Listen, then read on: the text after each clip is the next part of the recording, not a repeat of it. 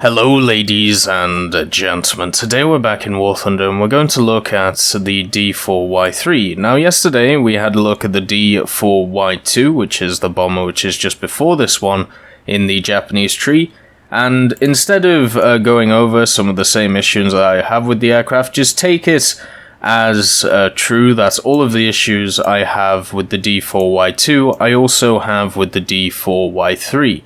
So, going from there, we're going to talk about the different things that the Y3 has compared to the 2, and yeah, basically go from there. So first of all, the D4Y3 actually has a different engine. This one sports the Mitsubishi Kinsei 62 14-cylinder radial. Now, in my experience with this engine compared to the other one, you seem to not get as much of a good dive, so I'm guessing that the power of the engine may be just slightly lower, at least if we look at horsepower, but also at the same time it might be a little bit lighter. So therefore the dive is not as good even though you redline at the same speed, but it basically takes you longer in a dive to get to that position. But at the same time, the D4Y3 seems to benefit more from this engine because you get a bit more maneuverability out of it. The D4Y2 is quite maneuverable, but the Y3 in itself seems more maneuverable, which is always nice, especially when you get the engine upgrades. I feel like I'm playing much more of a Zero in the D4Y3. Basically being able to outturn anything that the Americans can throw at me, but still having that issue with the firepower going behind it. Now, it's kind of interesting about this engine, because the engine has the same sound effect as a Zero engine has, but there isn't a Zero in-game that has this engine, or at least I couldn't find one. The engine itself, from what I can find, there was many variants of the Mitsubishi Kinsei 62 14-cylinder made, and basically it was like the 3, 41, 42, 43, and then so on, all with varying amounts of horsepower. But this seems to be the highest or most powerful type of Mitsubishi Kinsei 14-cylinder they made, and yeah, it's pretty much as simple as that when it comes down to it. So, you lose out a bit in the dive, but you seem to gain in maneuverability, which is always nice in that department. You basically have very similar attributes to the other engine, just it seems like it's not as heavy, or at least in the game. Another thing that's interesting on the Y3 is the fact that you have different bomb loads. Instead of the rockets, you have various bomb loads, which I would actually argue are more useful. So you have one 250 kilo and two 60 kilos, 3 250 kilos, one 500, or two 60 kilos and a 500. Now, an interesting thing if you dawn the 3 250s is that the one in the bomb bay actually drops first.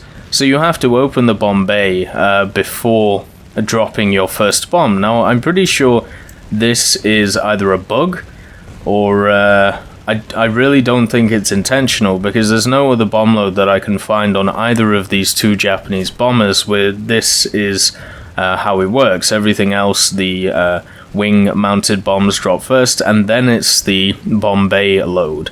So therefore, I think it might be a slight bug with the machine. I wouldn't be surprised if it was changed. But what's interesting about the bomb mechanism to release the bomb? Basically, it means that if you actually watch it, there's a little lever which pushes the bomb out of the bomb bay door and then releases it.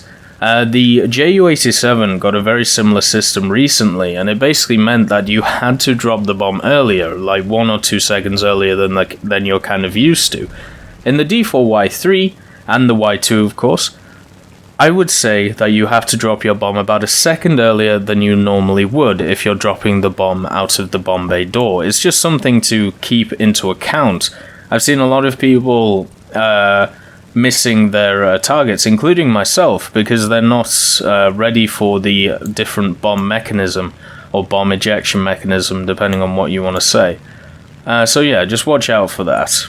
What is interesting that I've found is while running the 3 250s, I have been having issues destroying destroyers, even though they should be.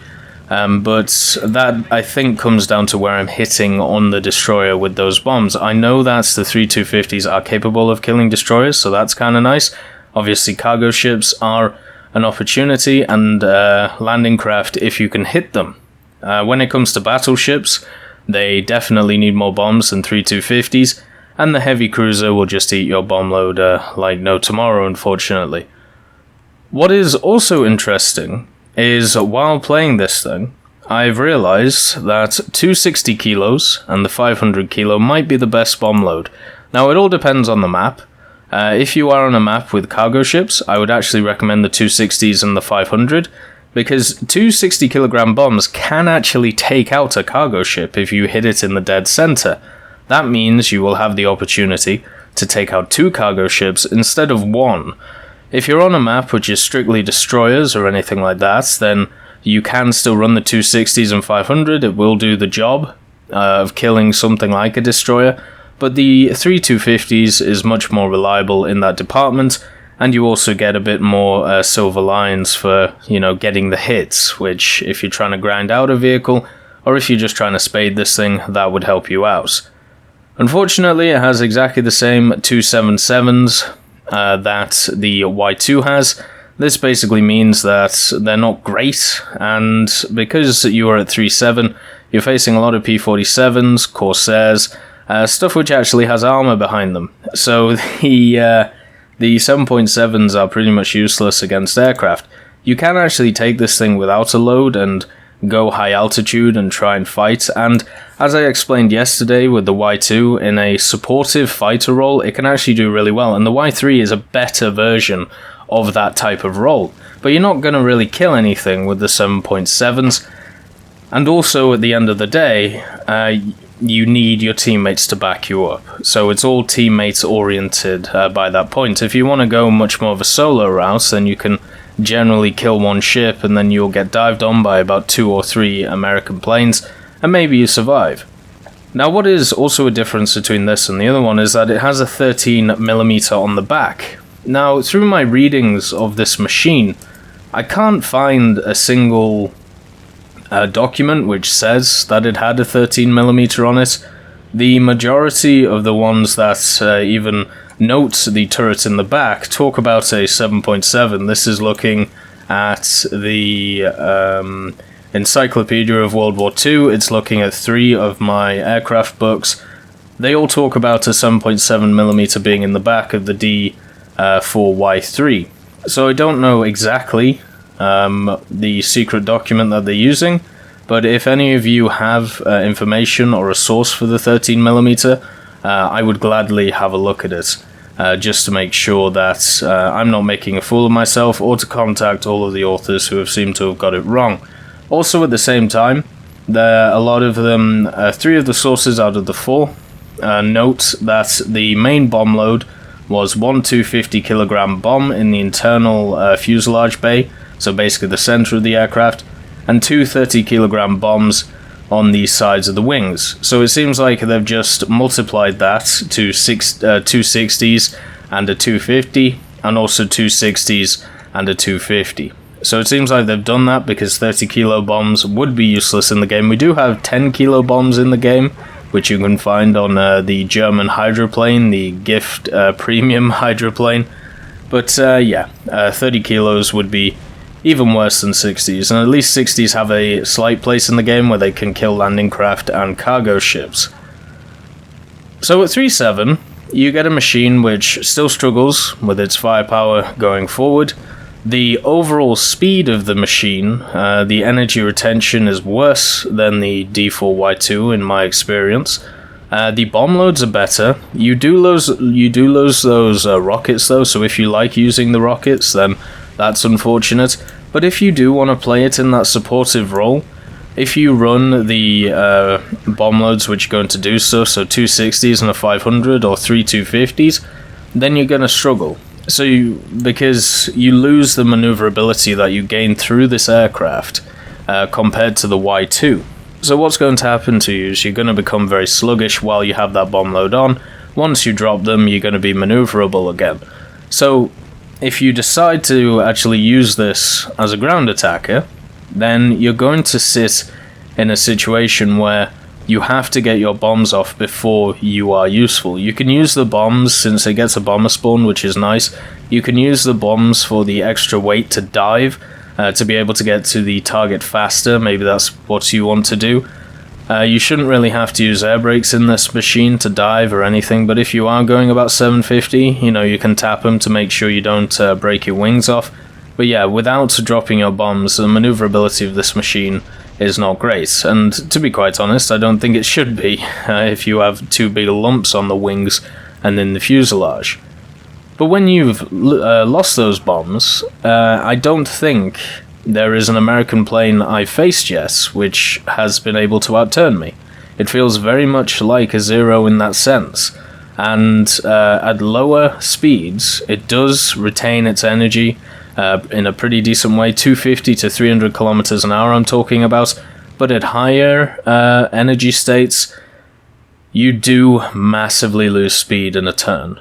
So basically what you're getting is a very Zero-esque bomber, which is fun, but it doesn't have the firepower once again to back it up, which is incredibly sad at the end of the day.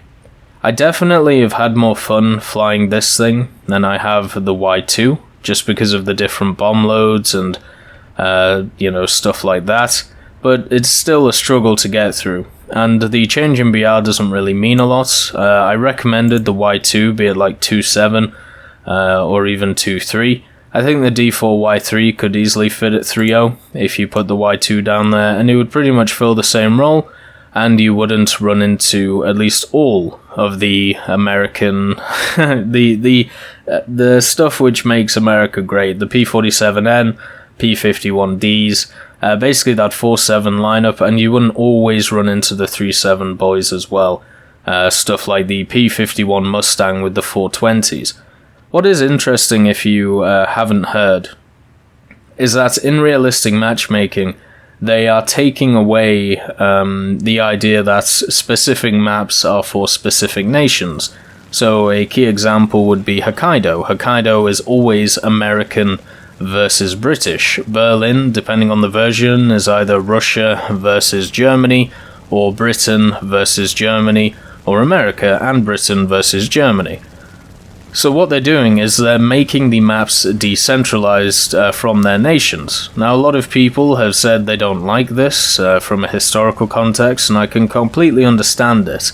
And maybe one day I'll make a video talking about that, because I do agree that historical context should be kept for those reasons.